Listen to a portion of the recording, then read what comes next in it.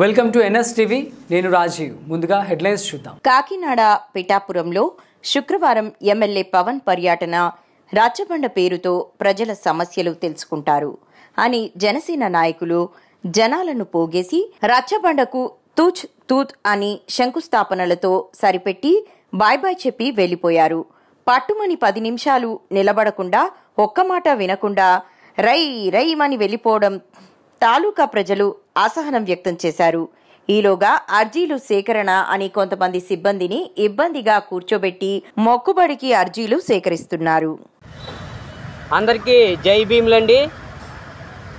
నిన్న శుక్రవారం పిఠాపురం నియోజకవర్గ ఎమ్మెల్యే ఏపీ డిప్యూటీ సీఎం నియోజకవర్గ పర్యటన మీద దళిత హక్కుల పోరాట సమితి నుంచి మాట్లాడుతూ ఉన్నాం. పవన్ కళ్యాణ్ గారు పర్యటన ప్రజలు అసంతృప్తితో ఉన్నారు.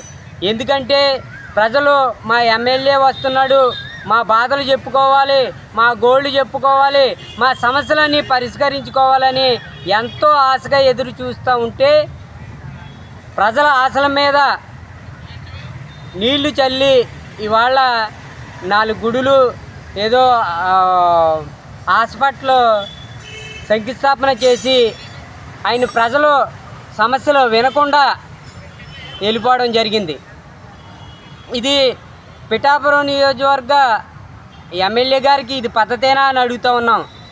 ప్రజలు మీకు వారి సమస్యలు పరిష్కరిస్తారని, ఉత్సాహవంతుడని, ఒక ఉద్యమ ప్రశ్నించే తత్వం ఉందని మీకు ఓట్లు వేసారే తప్ప మీ మీద ఏమో ప్రేమ వలకబేసి వేయలేదన్నది తెలుసుకోండి పవన్ కళ్యాణ్ గారు. ఎందుకంటే ఇక్కడ పిఠాపురం నియోజకవర్గంలో అనేక సమస్యలు ఉన్నాయి. మీ నియోజకవర్గంలో గ్రావులు కబ్జా అవుతూ ఉంది, మీ నియోజకవర్గంలో భూములు కబ్జా అవుతూ ఉన్నాయి, మీ నియోజకవర్గంలో అవినీతి విలేతాండం చేస్తూ ఉంది. దీని మీద మీరు పట్టించుకోపోగా ప్రజలు అర్జీలు ఇవ్వడానికి వస్తే దాన్ని కూడా మీరు పట్టించుకోకుండా ఇవాళ పర్యటన మెరుపు తీగలా చేసి వెళ్ళిపోవడం జరిగింది. ఇవాళ Pithapuram Uppada bus stand railway bridge శంకుస్థాపన ఇప్పటికింకా నోచుకోలేదు.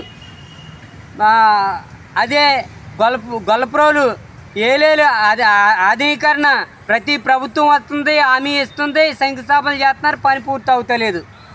ఇలాంటి విషయాలు ఎన్నో ఉన్నాయి. ఇలాంటివి ఏమి పట్టించుకోకుండా ఒక గుళ్ళకి శంకుస్థాపన చేసి మీరు సనాతన ధర్మం కార్యకర్త అని మాకు తెలుసు, అందుకని గుళ్ళ మీద మొక్కు చూపుతున్నారు.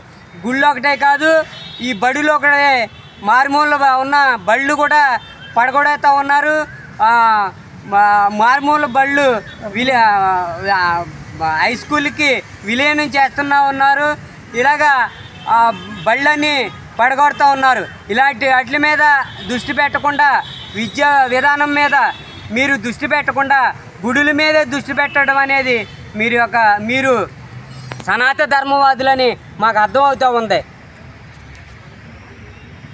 అదేవిధంగా మల్లాం గ్రామంలో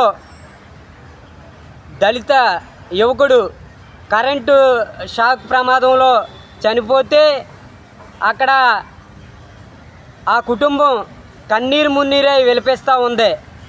ఆ గ్రామం అంతా ఆగ్రవర్ణాలు దళితుల్ని బహిష్కరణ చేయడం జరిగింది. అక్కడ కిరాణా సామాన్లు కానీ చేలో పనులకు కానీ రానివ్వని పరిస్థితి మేము చూస్తూ ఉన్నాం.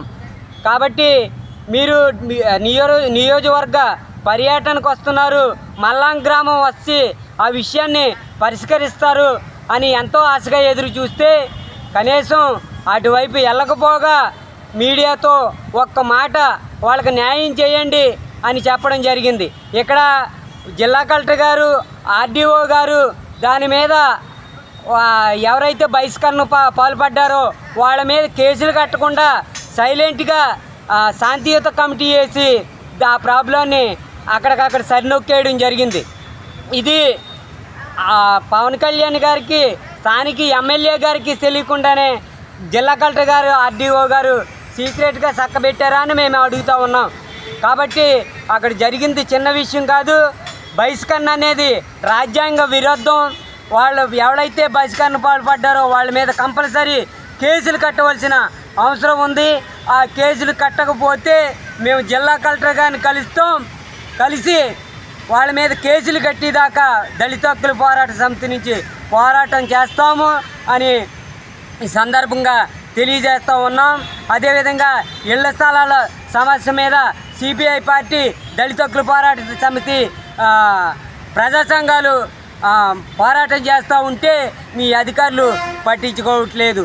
కాబట్టి ఈ విషయం కూడా మీ దృష్టికి తీసుకుని వెళ్దామంటే మీ అధికారులు పర్మిషన్ ఇవ్వకుండా అడ్డుకుంటూ ఉన్నారు. మీ అధికారులు ఈ నియోజకవర్గంలో ఒక్క అధికారి కూడా సరిగ్గా పనులు చేయక ప్రజల్ని ఇబ్బంది గురి చేస్తూ ఉంటే మీరు ఎక్కడో హైదరాబాద్లో ఉండి ఇక్కడ పరిపాలన ఏదో బాగుందనుకుంటున్నారు. ఒక్క అధికారి సరిగ్గా పని చేయట్లేదు. ప్రజలంతా అసంతృప్తితో బాధపడుతూ ఉన్నారు. కాబట్టి ఇక్కడ 2-3 రోజులు ఉంటే మీ ఇక్కడ విషయాలన్నీ తెలిసి ఉండదు. మీరు తుర్రున మెరుపుతీగలా వచ్చి ఇలా వెళ్ళిపోతూ ఉంటారు. ఇది భావ్యం కాదు. అదేవిధంగా ఇక్కడ రాధాలపేట, ఇంద్రనగర్, అగ్రహారం ప్రజల్ని, దళితుల్ని కూడా మీరు గంజాయి స్మగ్లర్గా చిత్రీకరించారు. దాని మీద కూడా క్షమాపణ చెప్తారని ఆశించారు. మీరు క్షమాపణ చెప్పరు. ఎందుకంటే దళితులంటే మీకు గౌరవం లేదు. దళితులంటే ఒక వివక్షత మీలో కనబడుతూ ఉంది. కాబట్టి మేము భవిష్యత్తులో ఈ దళితుల సత్తా కూడా చూపించడానికి సిద్ధంగా ఉన్నారు. మీరు ఈసారి పిఠాపురం పర్యటన చేసేటప్పుడు ప్రజలకి టైం కేటాయించాలి. ఇక్కడ ప్రజా సమస్యలు క్షుణ్ణంగా పరిశీలించాలి. గవర్నమెంట్ అధికారులు పనితీరు పరిశీలించి ఇక్కడ సమస్యలు ప్రతిదీ పరిష్కారం చూపాలని మేము దళిత హక్కుల పోరాట సమితి తరఫున కోరుతా ఉన్నాం.